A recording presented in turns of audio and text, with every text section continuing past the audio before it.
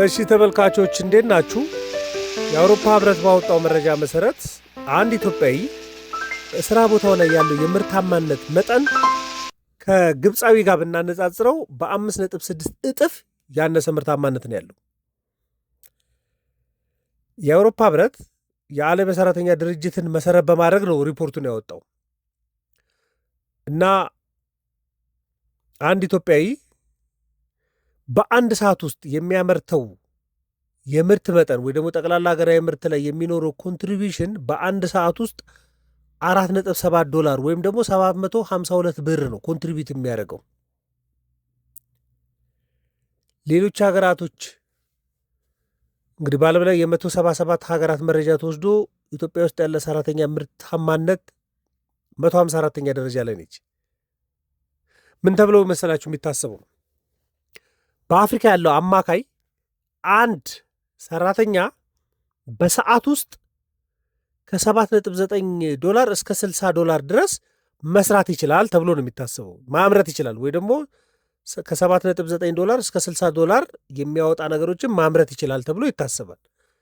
በጋራ ቢያመርቱም የዛ ሰራተኛ ኮንትሪቢሽን ማለት ነው።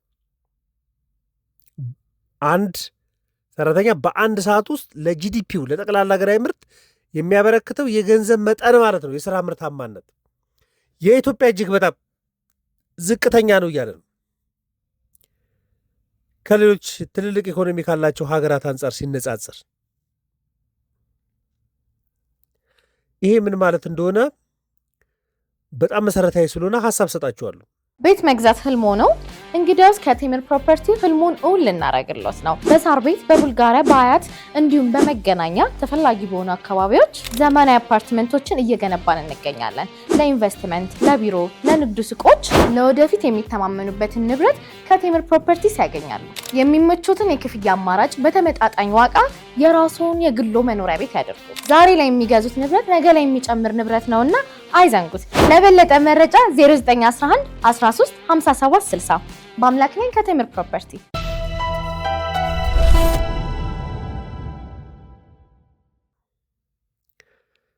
እንግዲህ የሥራ ምርታማነት ማለት በቀላል ቋንቋ ከተመለከትነው ለምሳሌ ፋብሪካ ውስጥ ያለ ሰራተኛ በጭንቅላታችሁ አስቡ እና አንድ ፋብሪካ 10 ሰራተኞች አሉት ብላችሁ አስቡ እና እያንዳንዱ ሰራተኛ ለ8 ሰዓት ይሰራል ብላችሁ ደግሞ አስቡ። ስለዚህ 10 ሰራተኞች እያንዳንዳቸው ለ8 ሰዓት የሚሰሩ ከሆነ 80 የሚሆን የሥራ ሰዓት አለ ማለት ነው እዛ ውስጥ። በቃ እያንዳንዱ 8 ሰዓት የሚሰራ ከሆነ እና በጠቅላላው እነዚህ 10 ሰራተኞች 800 ብር የሚሆን ቫልዩ በቀን ውስጥ ያመርታሉ ብላችሁ አስቡ። ቡልኬት የሚያመርቱ ከሆነ 800 ብር ዋጋ የሚያወጣ ቡልኬት ያመርታሉ ብላችሁ አስቡ።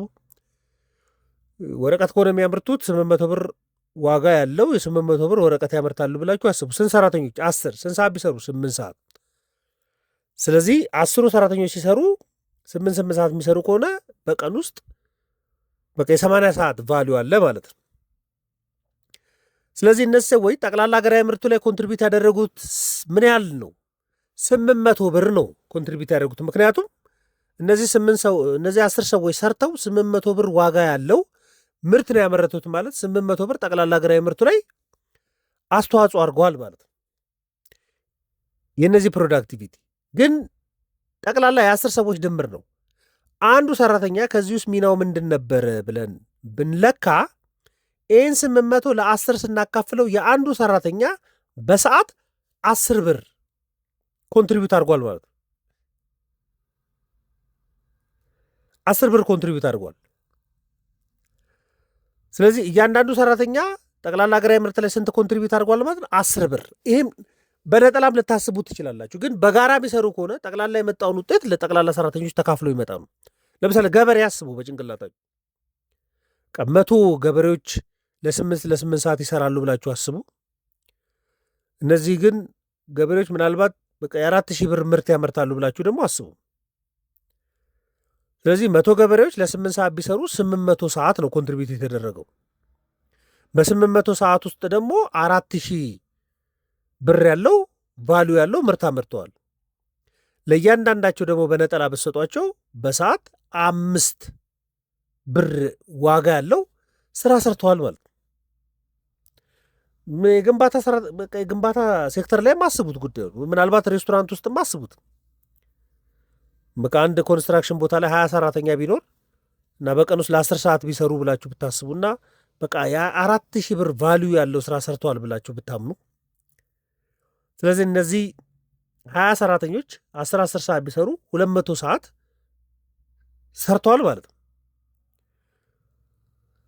200 ሰዓት። ስለዚህ በ200 ሰዓት ውስጥ 4,000 ብር የሚያወጣ ስራ ነው የሰሩት። ስለዚህ እያንዳንዱ ሰራተኛ 20 ብር የሚያወጣ ስራ ሰርቷል ማለት ነው በሰዓት። ይሄ ነው ሌበር ፕሮዳክቲቪቲ ሲለካ። በአገልግሎትም ቁጠሩት። ለምሳሌ ካፌ ውስጥ፣ ሬስቶራንት ውስጥ ለምሳሌ 5 ሰራተኛ ያለበት ሬስቶራንት ውስጥ ሁሉም 8 ሰዓት ቢሰሩ 40 ሰዓት ስራ እየሰሩ ነው። በእነዚህ 40 ሰዓታቶች ደግሞ የ800 ብር ቫሉ ያለው ስራ ወይ ደግሞ 1,000 ብር የ800 ብር ቫሉ ያለው ስራ ሰርተዋል ብላችሁ አስቡ። ስለዚህ 800 ለሰሩት ለ40 ሰዓት ብታካፍሉ እያንዳንዱ ሰራተኛ 20 ብር የሚያወጣ ቫሉ ያለው ስራ ሰርተዋል ማለት ነው። ይሄ ነው ሌበር ፕሮዳክቲቪቲ። እንደዚህ ሲታይ አንድ ኢትዮጵያ የሚሰራው $4.7 ብቻ ወይም በኢትዮጵያ የ752 ብር ኮንትሪቢሽን ብቻ ነው ያለው። ይሄ ከግብፅ አንጻር ሲታይ አንድ ግብፃዊ ከሚሰራው አንጻር ሲታይ የ5.6 እጥፍ ያነሰ ነው ማለት ነው።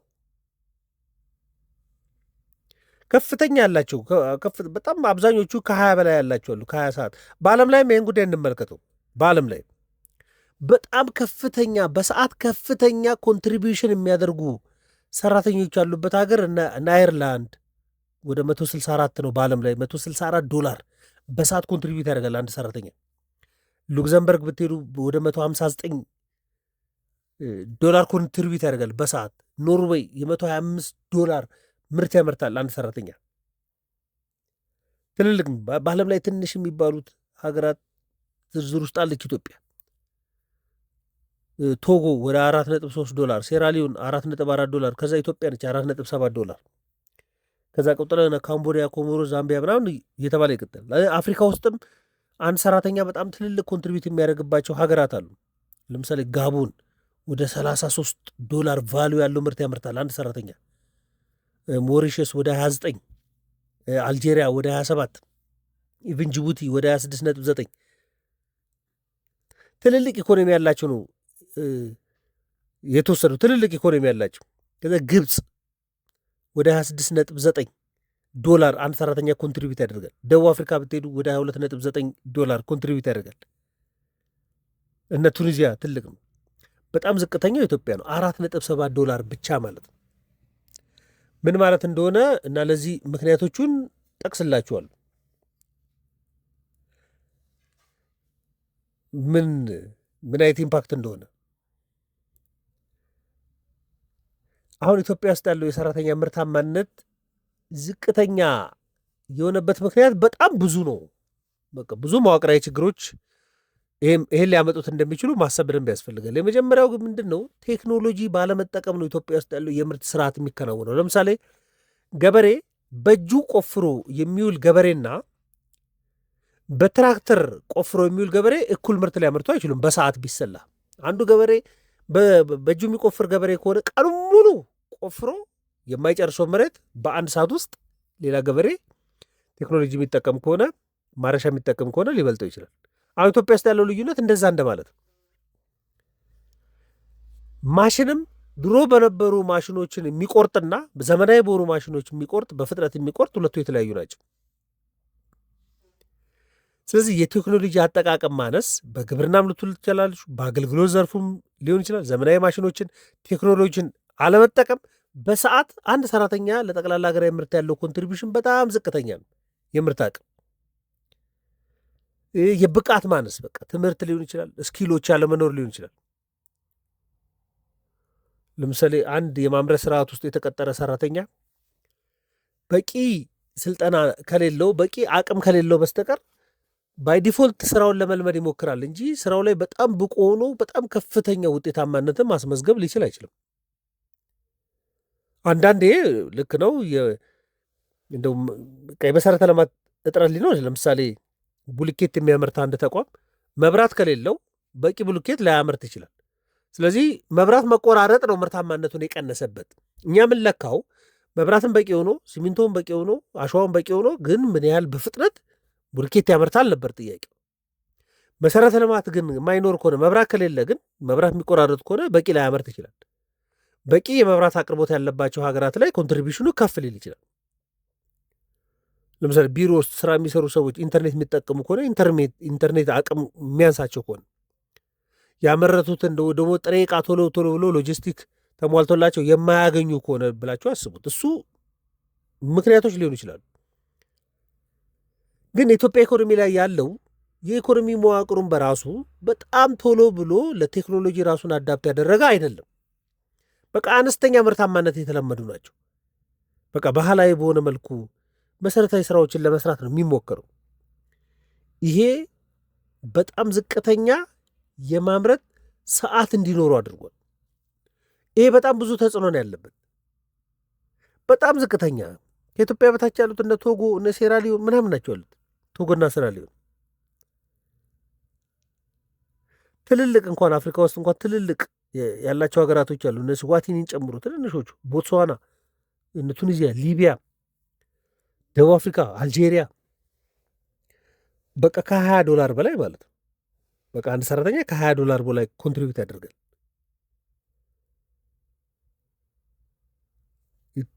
ግን አሁን ኢትዮጵያ ውስጥ ባለው ግን $4.7 ብቻ ማለት ነው። የዚህ ተጽዕኖ ምን መሰላችሁ? ዝቅተኛ ደሞዝ እንዲከፈለው ነው የሚያደርገው ሰራተኛውን። ጠቅላላ ምርታማነቱን እንተውና ዝቅተኛ ኮንትሪቢሽን ያለው ሰራተኛ ዝቅተኛ ደሞዝ ነው ሊኖረው የሚችለው። ምክንያቱም ድርጅቱ ብዙ ካመረተ ነው ሰው ብዙ ሊከፈለው የሚችለው። ነገር ግን የምርት አቅም ዝቅተኛ የሚሆን ከሆነ ጠቅላላ የገበያ አቅምም ዝቅተኛ ነው የሚሆነው። የድርጅቱ የገበያ አቅም ዝቅተኛ የሚሆን ከሆነ የሰራተኛ ደሞዙም ዝቅተኛ ነው የሚሆነው። ስለዚህ ውጤታማ ያለመሆን ችግር ውስጥ ይገባል ማለት ነው። በቂ ምርታማነት ከሌላቸው ድርጅቶች በቂ ደሞዝ ሊከፍሉ አይችሉም። የሚመጥነውን ደሞዝ እንዲያገኝ የሚያስፈልግ ከሆነ ሰራተኛ የምርትና ምርታማነት አቅሙ ማደግ አለበት። የስራ ምርታማነት አቅም በጣም ማደግ አለበት። ግብዓቶቹም ያው ሌሎቹም ተሟልተው እንደማለት ነው። ለኢትዮጵያ ኢኮኖሚ ጠቅላላ የውድድር አቅሟንም ነው የሚቀንስባት። ምክንያቱም አንድ ኢትዮጵያዊ $4.7 ብቻ ጠቅላላ ሀገራዊ ምርት ላይ ኮንትሪቢዩት እያደረገ አንድ ግብፃዊ 26 እና $26 በላይ ኮንትሪቢዩት እያደረገ ምን ማለት ነው?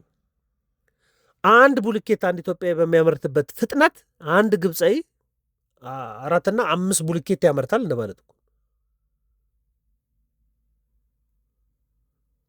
ስለዚህ ይሄ በዓለም አቀፍ ደረጃ ላይ የምርት መጠንንም ኤክስፖርት አቅምንም ተወዳዳሪ እንዳይሆኑ ነው የሚያደርገው። የግለሰቡ ሲደመር ጠቅላላ ሀገራዊ ምርት ነው። በነገራችን ላይ ሁላችሁም እዚህ ያላችሁ እንግዲህ የምታዳምጡ ሰዎች የምትሰሯቸው ስራዎች በሙሉ ጠቅላላ ሀገራዊ ምርት ላይ ይደመራሉ። ማንኛውም የምትሰሩት የሆነ መንደር ውስጥ በጣውላ ረከቦት የሚሰራ ሰውዬ እሱ እኮ ጠቅላላ ሀገራዊ ምርት ላይ ይደመራል። የሆነ ቦታ ላይ ቡልኬት የምታመርቱ ሰዎች ጠቅላላ ሀገራዊ ምርት ውስጥ ይደመራሉ። የሆነ ጊዜ አገልግሎት የምትሰጡ ሰዎች የሆነ ቦታ ሆናችሁ እሱ ይደመራል። በጠቅላላ እሱ ተደምሮ ነው ጠቅላላ ሀገራዊ ምርት የሚባለው፣ እዛች ሀገር ውስጥ የተመረተ ምርት የሚባለው። ስለዚህ በየቦታው ያሉ ሰዎች የምርት መጠናቸው ዝቅተኛ የሚሆን ከሆነ በግብዓት ችግር፣ በመሰረተ ልማት ችግር፣ እውቀቱ ስለሌላቸው፣ አቅሙ ስለሌላቸው የምርት መጠናቸው ድክም ያለ በቂ ምርት የማያመርቱ ከሆነ በድምሩ እዛች ሀገር ውስጥ በቂ ምርት ሊኖር አይችልም። በቂ ምርት ለዓለም ማቅረብ ማይችል ከሆነ በቂ ምርት ለኢኮኖሚ ማቅረብ ማይችል ከሆነ ደግሞ ኮላፕስ ያደርጋል ማለት ነው። ጠቅላላ እድገቱ ላይም ተጽዕኖ አለበት ይሄ።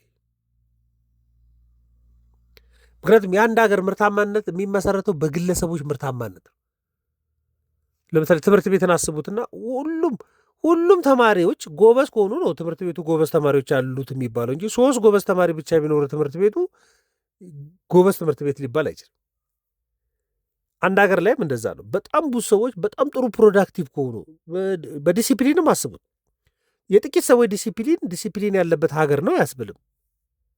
ብዙ ሰዎች እሱ ዲሲፕሊን ሊኖራቸው ይገባል። ስለዚህ በግለሰብ ደረጃ ያለ ምርታማነት አቅም ነው የአንድ ሀገር የኢኮኖሚ አቅም መሆን የሚችለው። የረጅም ጊዜ ኢኮኖሚን ማሳደግ የሚችለው እሱ ነው